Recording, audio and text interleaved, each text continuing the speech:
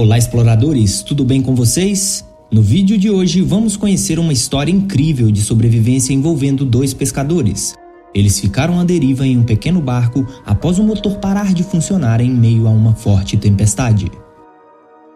Mais de um ano à deriva no mar.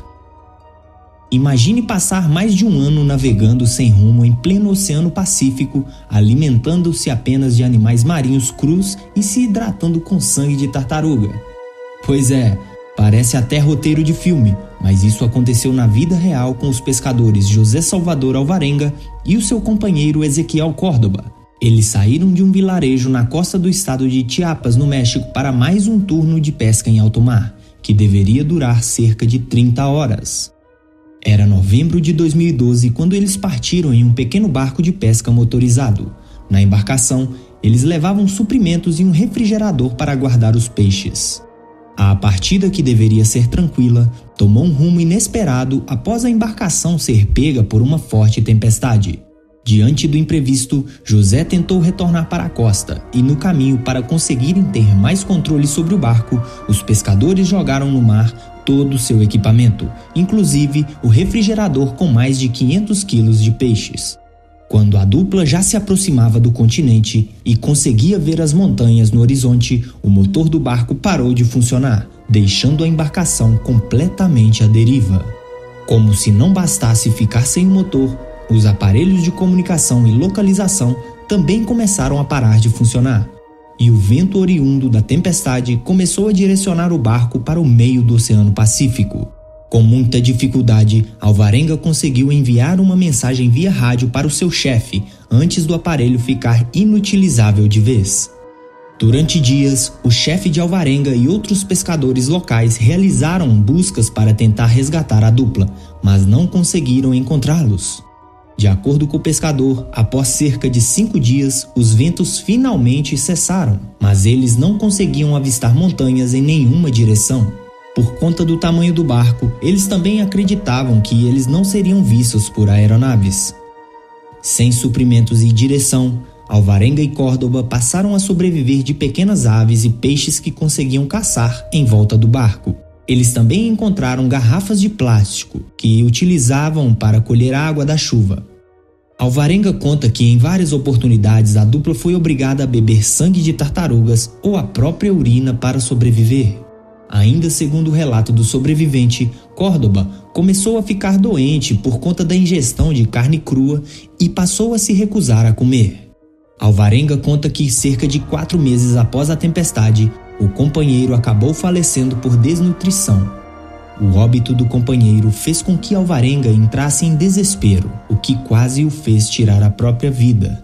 Ele disse que manteve o corpo do colega no barco por alguns dias e até conversava com o cadáver para tentar manter a sanidade, mas acabou jogando o corpo no oceano após cerca de 1 semana.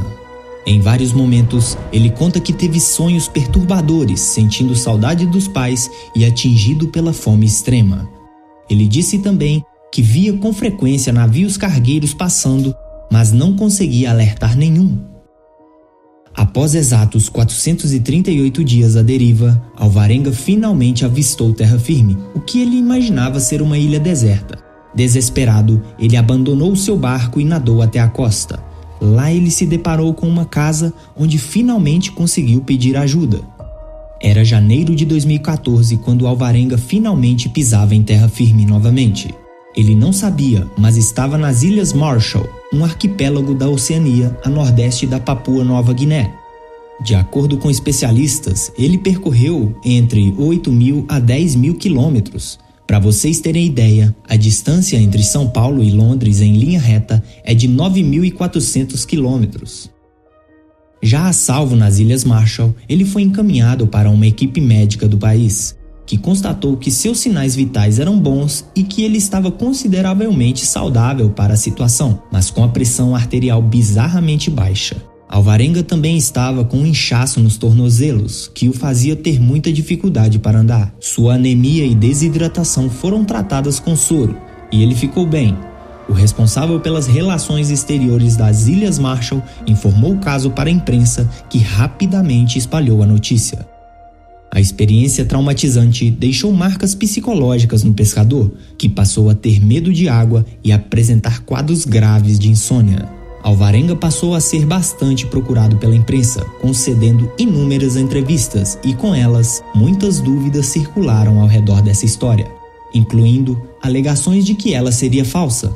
Porém, pesquisadores analisaram a partir de um estudo feito pela Universidade de Duke sobre naufrágios em alto mar e concluíram que era plenamente possível que José Salvador pudesse ter sobrevivido com o que ele relatou. Houve dúvidas sobre a possibilidade de ele ter omitido informações por não ter sido afetado pelo escorbuto, que é uma doença adquirida por falta de vitamina C. Mas, segundo especialistas, a dieta de carne de tartaruga e peixes possui alta quantidade de vitamina C, que combate a doença. Como se não bastasse toda essa confusão e polêmicas, um registro do Serviço de Resgates mexicano foi localizado, afirmando que na data alegada por José foi constatado o sumiço de um barco de pesca cuja busca foi encerrada após 2 dias. Porém, os dados mostravam que os nomes dos pescadores desaparecidos eram Cirilo Vargas e Ezequiel Córdoba. Isso pode ter 2 explicações. Os familiares de Salvador alegaram que Cirilo era o nome que ele usava no México, e o país possui um grande histórico de erros do tipo em seus registros. A história de Alvarenga causou ceticismo em muitos especialistas, que questionaram as condições de saúde relativamente boas do náufrago. No entanto, nenhuma investigação encontrou qualquer evidência de que ele estava mentindo. Pesquisas subsequentes de oceanógrafos, médicos e especialistas em sobrevivência corroboraram com a história do pescador. Com isso, ele é a única pessoa registrada na história a ficar à deriva em um barco por mais de 1 ano. O pescador passou até por um teste de polígrafo para dar mais credibilidade à sua história. Em 2015, a saga de Alvarenga se transformou em um livro, escrito pelo jornalista Jonathan Franklin.